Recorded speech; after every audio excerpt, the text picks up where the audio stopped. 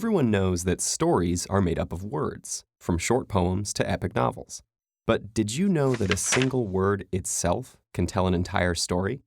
You see, just as we can look at a story's plot, setting, and characters, we can also study the history of an individual word, where it developed, and the cultures and people who helped shape it. Looking into the story of a word is like counting the rings of a tree. Newer words like Google or cyborg have shorter stories.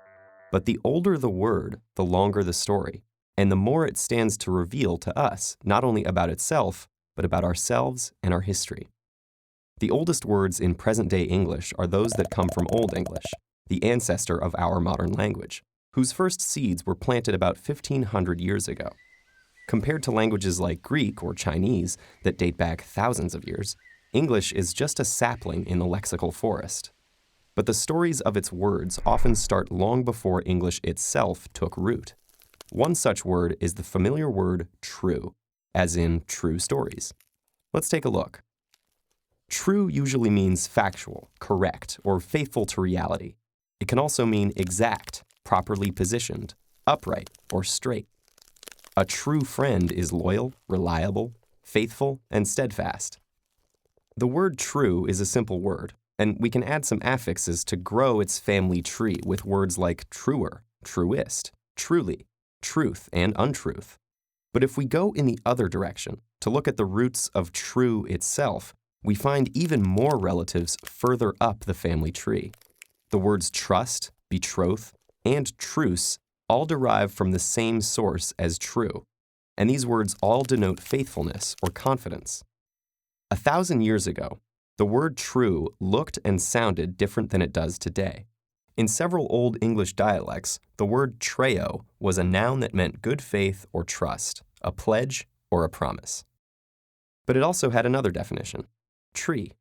And that's no coincidence. If we trace the roots back even farther, we find that both meanings derive from a common origin, where some of the earliest expressions of the concept of truth were associated with the uprightness of an oak, the steadiness of a silver birch, and the fidelity of an orchard bearing fruit year after year. This may sound like a stretch at first, but trees are the oldest living organisms on this planet. Some that would have been called treo long ago still stand today. The Fordingal yew in Scotland is more than 2,000 years old. A Californian bristlecone pine is more than 5,000. And Utah's Pando Quaking Aspen Grove has a single root system that dates back more than 80 millennia. Trees have also held a sacred place in many cultures throughout history. The Celtic peoples who first inhabited the British Isles believed that trees housed deities. And in fact, the ancient Druids take their name from the same ancient root as tree. Planting a tree is itself an act of faith and commitment. Not only are trees upright and prototypically straight, but they are actual, solid, and real, something you can see and touch. And they are as reliable and steadfast to us today as they were a millennium ago, nurturing us, sheltering us, and providing the pages of our books. Philosophers and poets, people in search of the truth, have often sought it in trees. What did the tree learn from the earth to be able to talk with the sky? Asked Pablo Neruda.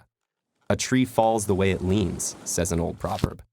Just as trees mark our landscapes and witness our histories, the stories of words landscape our language, capturing the rains and sunshine of generations and sending roots and branches far and wide.